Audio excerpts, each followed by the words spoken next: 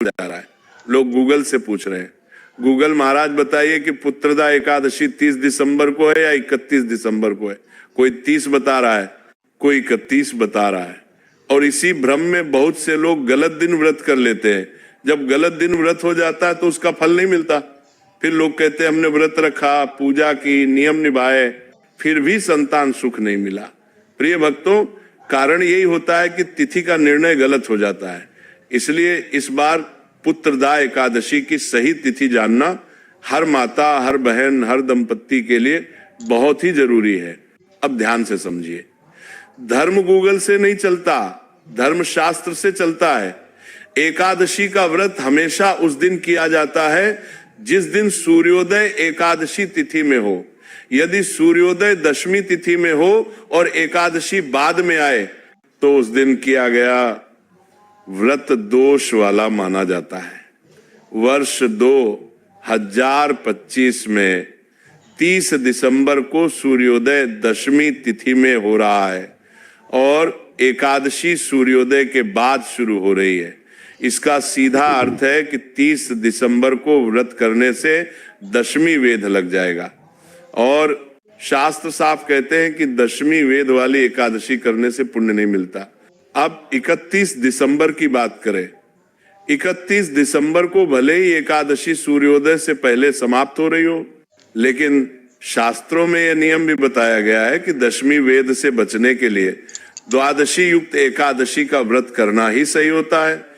इसलिए इस बार पुत्रदा एकादशी का व्रत 31 दिसंबर को ही करना है। यही सही दिन है, यही शास्त्रों का निर्णय है। अगर कोई 30 को व्रत करेगा तो उसे वैसा फल नहीं मिलेगा जैसा मिलना चाहिए। इसलिए इस बार सारी माताएं 31 दिसंबर को ही व्रत रखें पुत्रदा एकादशी का और नियम पूर्वक व्रत का पालन करें, तभी व्रत सफल होगा। अब बात करते हैं कि इस एकादशी को पुत्रदा क्यों कहा गया। इसका प्रमाण शास्त्रों में आता है। बहुत समय पहले भद्रावती नाम की एक नगरी थी, वहां राजा सुकेतुमान राज्य करते थे। राजा बहुत धर्मात्मा थे, दान पुण्य करते थे, दान पुण्य करते थे, दान पुण्य करते थे, ब्राह्मणों की सेवा करते थे, प्रजा को अपने बच्चों की तरह पालते थे। लेकिन उनके कोई संतान नहीं थी। राजा दुखी रहते थे और उनके पितृ भी दुखी रहते थे कि वंश आगे कैसे चलेगा। एक दिन राजा बहुत व्याकुल होकर जंगल की ओर निकल गए। वहां उन्हें कुछ ऋषि मिले जिन्हें विश्वदेव कहा जाता है। ऋषियों ने राजा से कहा कि आज पुत्रदा एकादशी है, इस व्रत को नियम से करो, भगवान विष्णु की पूजा करो और द्वादशी को पारण करो। राजा ने वैसा ही किया, व्रत रखा, पूजा की और नियम निभाए। भगवान विष्णु की कृपा से रानी ने गर्भ धारण किया और राजा को तेजस्वी पुत्र की प्राप्ति हुई। इसी कारण इस एकादशी को पुत्रदा कहा गया, यानी संतान देने वाली एकादशी। शास्त्र इस बात को एक श्लोक में कहते हैं, एकादशी व्रतम पुण्यम पुत्र प्रदम न संशय। अर्थ ये है कि एकादशी का व्रत पवित्र है और ये संतान देने वाला है, इसमें कोई संदेह नहीं है। अब समझिए कि इस दिन क्या खाना चाहिए। एकादशी के दिन अन्न नहीं खाना चाहिए। गेहूं, चावल, दाल, इनसे दूरी रखनी चाहिए। यदि निर्जला व्रत नहीं कर सकते तो फलाहार करें। फल, दूध, दही, मखाना, साबूदाना, सिंघाड़े का आटा, कुट्टू का आटा लिया जा सकता है, सेंधा नमक चल जाता है। प्याज लहसुन बिल्कुल नहीं। जो लोग संतान प्राप्ति की कामना से ये व्रत कर रहे हैं उन्हें विशेष शुद्धता रखनी चाहिए।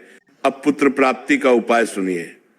पुत्रदा एकादशी के दिन सुबह स्नान करके भगवान विष्णु के सामने बैठिए, भगवान को तुलसी दल अर्पित कीजिए और मन से प्रार्थना कीजिए कि हे प्रभु हमें संतान सुख प्रदान कीजिए।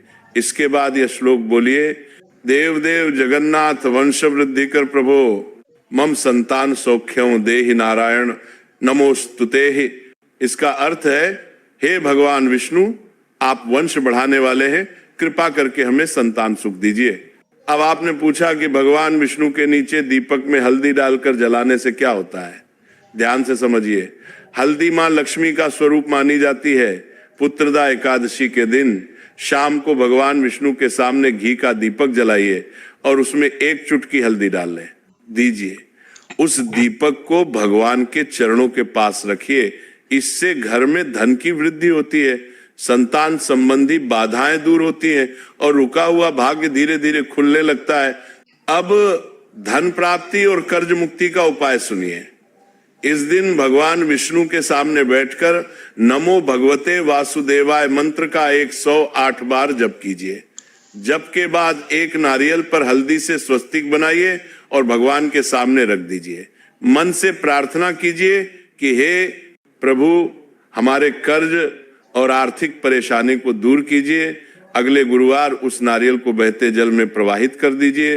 इससे धीरे धीरे कर्ज कम होने लगता है।